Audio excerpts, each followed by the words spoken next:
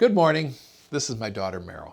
And today, I'm going to be perfectly frank with you, because today's class is about honesty. And for a definition, let's toss it over to my brother Emmett at the dictionary desk. Emmett? Good morning, Meryl. Honesty is basically not telling lies and not being deceptive in any way. perfect. Have you ever lied about anything? Yes, but not on a basis. Not on a what basis? Not on a regular basis. I think everyone has lied. There's even studies showing that parents lie. I've never seen such a study. Like, what would a parent possibly lie about? I totally didn't eat the Oreos. Got me there. There was like a whole row gone. I don't like the direction this is going. I feel like everyone has to lie at some point. Why do you think people aren't honest all the time? I feel like oftentimes people have a fear of being in trouble. Yeah, dishonesty can get you short-term gains. But if you're honest, the long-term gains can be so much more rewarding. To prove the point, let's look at a classic from our archives. A story that shows just how rewarding honesty can be. Of all the things a little girl can aspire to, Charlotte McCourt of South Orange, New Jersey says the most important of these is to be truthful. Yes, it's like a core feeling. Why so important to you? Because if you're not honest, then what are you?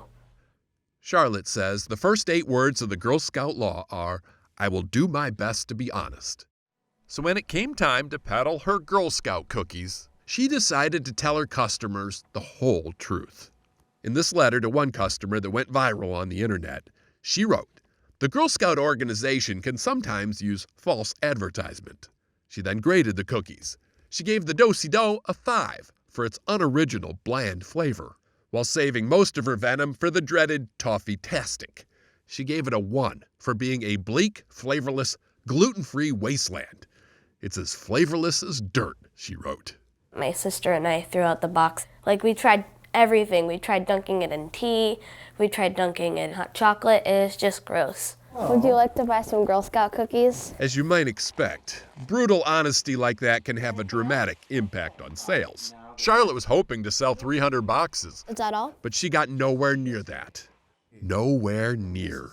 That's you? That is all me. When we visited, she had already sold more than 23,000 boxes. How do you explain this? Truth in advertising. Apparently, honesty has become such an aberration. See, look. The truth so sadly missed that when all these people read Charlotte's letter, they felt compelled to support her. I sold thousands of Samoas and thousands of Thin Mints Have you sold any Toffee-tastics? to my grandmother. It was before Charlotte wrote the letter. Just one box. So then she gave them to her friend Who has a dog? who has a gluten allergy. Okay. So there is your hope, America, that honesty can and will prevail. Hard to imagine a better role model for honesty than Charlotte McCourt, who joins us now. Hello, Charlotte. Hello. Where did you learn to be so honest?